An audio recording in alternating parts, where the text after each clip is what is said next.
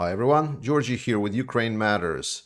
It's 1st of November and we have a lot of things to talk about, so let's just jump straight in. So around the front line of Svatove, one of the major things that I've been telling recently in my topics is the holdup around the village of Novoselivske. And we got some good news. Apparently, Ukrainians were able to liberate that settlement, and then there was a Russian counterattack. The reports are mixed. Some reports are saying that the Russians recaptured the settlement, but I also hear some reports that that settlement has been secured and the attack has been repelled. This is important because this kind of brings down towards this last group of settlements that would allow access towards Svatove for Ukrainian forces. So as the road gets secured, we can see Ukrainians finally moving towards Svatove. But again, the weather is not really that favorable, and we should not expect Svatove-Kremina line to fall that fast.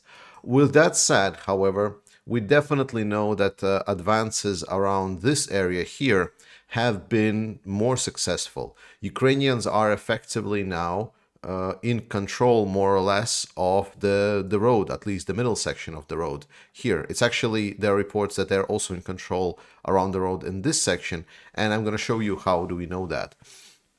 But some of the Ukrainian forces are definitely having access to the road, so it's not a safe zone for the Russians to move their equipment through. And secondly, we definitely know that it's within the artillery control for the Ukrainians, even with the lighter field artillery, which is great news. So Ukrainians are definitely starting to crawl up on the positions.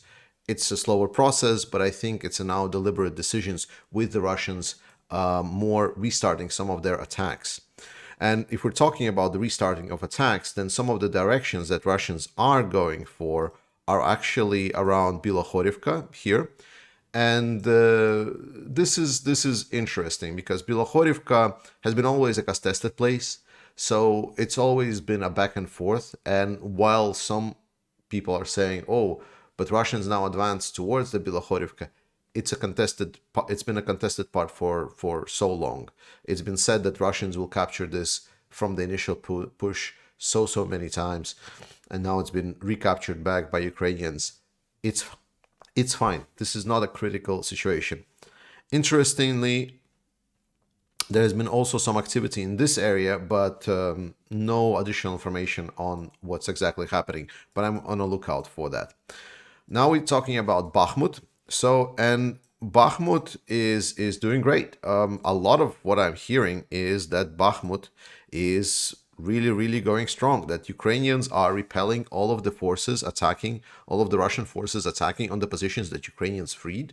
So far, Bakhmut or Bakhmutske, which is like a smaller village near here, Vuhledar, everything is fine. There's been some activity here like around the south in this area. But Ukrainians are holding steady, and whatever anyone told you, it's okay what's happening in Bakhmut. Situation around Avdiivka has been heating up in the past days. So I've talked a little bit about the fact that Russians have taken Pisky completely, and now they're finally able to leverage that to advance towards Avdiivka. And I'm actually just going to slowly advance here just so we see the geography.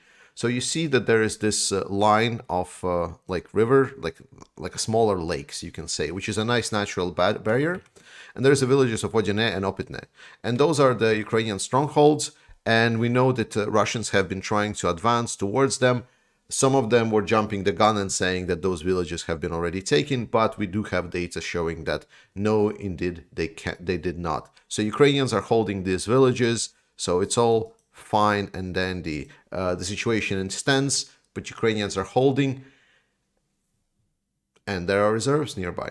So we should be considering that it should be fine. Now, the confirmation that there was a big attack towards Vuhledar has been confirmed. So again, whatever we were saying some days ago is basically just now kind of being confirmed massively, that Russians have moved. And if you see, there is a village here that's called Pavlivka, and they've essentially reached the outskirts of the village. But they are not advancing any further than that. There is also like they're also attacking kind of from this part, but they are also not advancing at all. They're being stopped. And we also have information now from the Russian sources that Ukrainians are receiving reinforcements in the area. So again, there are reinforcements for Ukrainians in the area. So the situation is tough but controlled. And then finally, the Kherson Oblast. I've read more and more that some people are assessing that Russia is turning Kherson in a kind of fortified fortress, which is fair. However, more and more people are saying that Ukrainians don't really need to attack Kherson because reports are that since some time ago, Ukrainians are actually having artillery advantage in the area. So Ukrainians in the area are doing more artillery. I think it was like this. Ukrainians and Russians are doing the same number of artillery strikes in the area. However, because Ukrainian equipment is so much more precise than Russian one, the strikes are deadlier and so it favors Ukrainian forces. So it's a complete lose-lose situation for the Russians. If they leave Kherson and then Ukraine just claims victory, and Kherson is done. If they stay in Kherson, firstly, that's a lot of battle-capable troops that can help anywhere around other places, other fronts on the map that are taking out.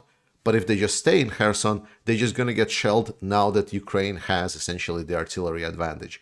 So I think they would like to hold on to Kherson, but this is going to cost Russia. And the good news is that it's costing lives of actual battle capable troops. So these are not just the newly conscripted people that are dying.